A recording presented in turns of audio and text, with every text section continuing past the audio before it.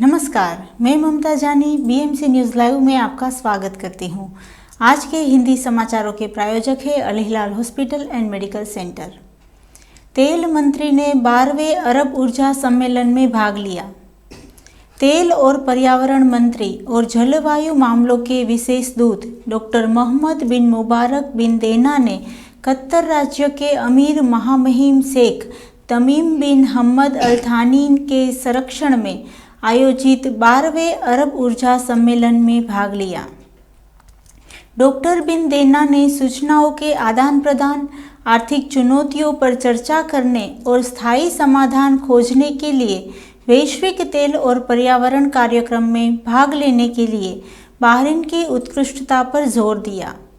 उन्होंने अरब ऊर्जा क्षेत्र पर इन विकासों के प्रभाव, ऊर्जा संक्रमण में जैव ईंधन की भूमिका और हाइड्रोजन की भविष्य की भूमिका पर चर्चा की। फॉरएवर ग्रीन अभियान में 1355 पौधे लगाए गए। नगर पालिका मामलों और कृषि मंत्रालय और पर्यावरण के लिए सर्वोच्च परिषद के साथ साझेदारी में कृषि विकास के लिए राष्ट्रीय पहल की घोषणा की। जैव बहरीन के ब्लॉक 934 और राष्ट्रीय के पार्किंग क्षेत्र में 1355 पेड़ लगाने का समर्थन किया। लगाए गए पेड़ में हिबिस्कस, कैसिया ग्लोका और केन्नर शामिल है, जो छाया, पानी की न्यूनतम खपत और बहरीन में मौसम के लिए उपयुक्तता के लिए जाने जाते हैं। पेड़ों में सौंदर्य परक आकर्षित होता है और ये ऑक्सीजन के स्तर को बेहतर बनाने और गर्मी को शांत करने में योगदान करता है। रणनीतिक संतुलन के लिए भारत अनिवार्य साझेदार ऑस्ट्रेलिया के उच्चायुक्त फिलिप ग्रीन। ऑस्ट्रेलिया के उच्चायुक्त फिलिप ग्रीन ने बुधवार को कहा कि द्वितीय विश्व युद्ध के बाद चीन द्वारा विश्व की सबसे बड़ी सेना बनाए जाने के खिलाफ रणनीतिक संतुलन सुनिश्चित करने में भारत एक अनिवार्य साझेदार है। एशिया सोसाइटी पुलिस इंडस्ट्रीज में अपने संबोधन में नवनियुक्त उच्चायुक्त एक खुला, स्थिर और समृद्ध हिंद प्रशांत क्षेत्र रखने की इच्छा जताई।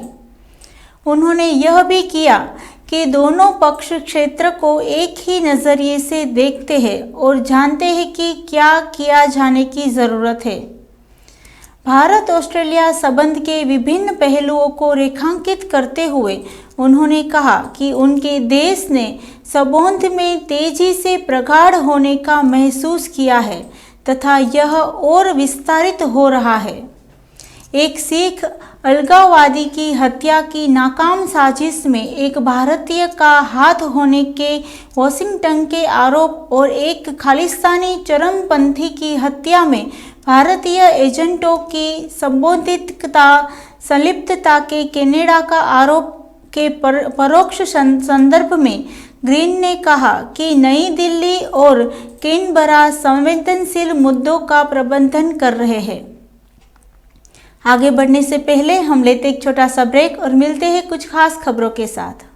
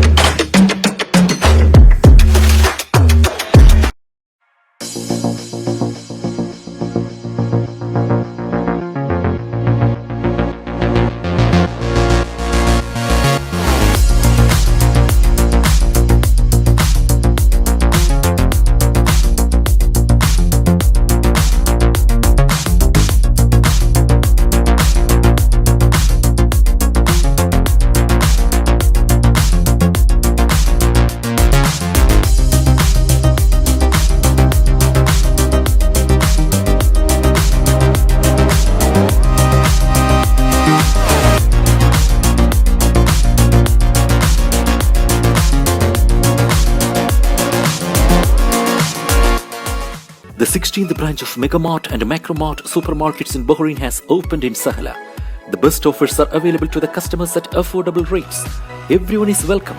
During and around the opening day, a variety of fish including salmon, meat and dairy products, roastery, frozen items, food and non-food items, groceries, fruits and vegetables, electronics, garments and ready-to-eat food items are available to the customers at affordable rates. Hearty welcome to all. Megamart and Macromart, your favorite shopping destination.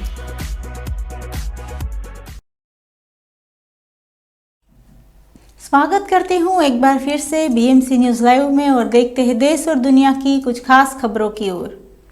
Chennai में तेल रिसाव 20 kilometre तक फैला, पर्यावरणवादी बोले बहुत देरी कर दी। चेन्नई पेट्रोलियम कॉर्पोरेशन लिमिटेड की रिफाइनरी से हो रहा तेल रिसाव अब तक रुक नहीं पाया है। रिफाइनरी से तेल रिसाव होते हुए लगभग एक सप्ताह गुजर गया है। तटरक्षक अधिकारियों ने बताया कि चेन्नई में तेल रिसाव अब समुद्र में 20 वर्ग किलोमीटर से ज़्यादा तक फैल चुका है। चेन्नई के पर्यावरण के प्रति संवेदनशील इन्नोर क्रीक का कहना है कि नुकसान और भी बेहतर हो सकता रहा है। कोथास्तर लेयर की नदी पर तेल तैर रहा है।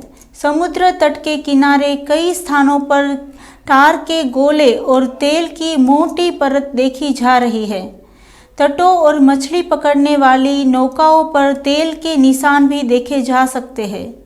तमिलनाडु प्रदूषण नियंत्रण बोर्ड को जांच के दौरान सीपीसीएल के पर्याप्त तूफानी जल प्रबंधन की व्यवस्था में खामियां दिखाने को मिली है। इसके कारण पिछले सप्ताह चक्रवात मिगजोन के दौरान आई बाढ़ के बीच तेल का रिसाव हुआ। तमिलनाडु प्रदूषण नियंत्रण बोर्ड की सीपीसीएल के तेल रिसाव वाले हॉटस्पॉट की मॉकअप करने और उपचारात्मक उपाय लागू करने का निर्देश दिया है। शून्य रिसाव सुनिश्चित करने के लिए कड़े निर्देश जारी किए गए हैं। उल्लंघन करने पर परिचालन निलंबन का खतरा मंडरा रहा है। सबसे ज्यादा इलेक्ट्रॉनिक बसों का शहर बना दिल्ली। केजरीवाल सरकार ने 6000 इलेक्ट्रिक बसों और खरीदने का ऑर्डर भी दिया। सबसे ज्यादा इलेक्ट्रॉनिक बस वाला शहर बन गया है। दिल्ली के मौजूद बसों के बेड़े में आज 500 इलेक्ट्रिक बसें शामिल की गई है। एक साथ इतनी इलेक्ट्रिक बसें पहले कभी बेड़े में शामिल नहीं की गई थी। दिल्ली के राज्यपाल विनय कुमार सक्सेना और दिल्ली के मुख्यमंत्री अरविंद केजरीवाल ने दिल्ली परिवहन निगम के इंद्रप्रस्थ डिपो पर इन बसों को हरी झंडी दिखाकर दिल्ली परिवहन निगम के बेड़े में शामिल किया। इस मौके के पास दिल्ली के परिवहन मंत्री कैलाश संगर गहलोत ने बताया कि अब दिल्ली में कुल 1300 इलेक्ट्रिक बसें हो चुकी है। यही नहीं, दिल्ली की केजरीवाल सरकार ने 6000 और इलेक्ट्रिक बसों को खरीदने का ऑर्डर दिया है। केजरीवाल सरकार का लक्ष्य है कि 2025 तक दिल्ली में कुल 10,500 बसें हो और जिसमें से 80% इलेक्ट्रॉनिक हो। परिवहन मंत्री कैलाश गहलोत ने कहा कि बताया गया है कि दिल्ली की सड़कों पर अभी जो लो फ्लोर सीएनजी बसें चल रही है वह 2010 में कॉमनवेल्थ गेम्स के समय खरीदी गई थी और इनका अब रिटायरमेंट का समय भी हो चुका है।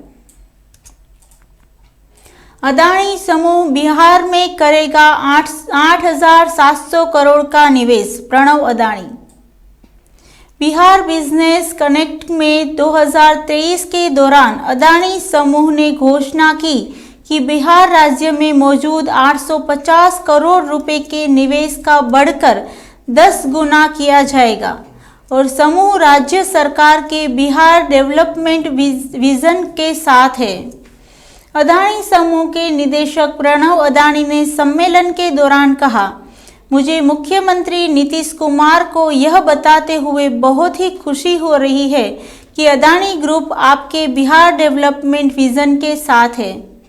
बिहार में Adani group logistic gas distribute में और साइलो में ग्रीन लॉजिस्टिक सक्सेस में पहले से ही मौजूद है।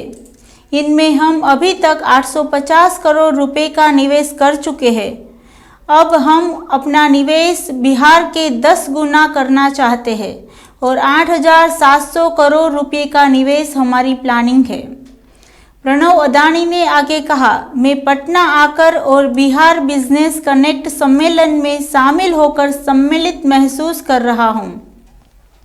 मैं इस प्रोग्राम के आयोजन के लिए बिहार सरकार को बधाई देता हूं।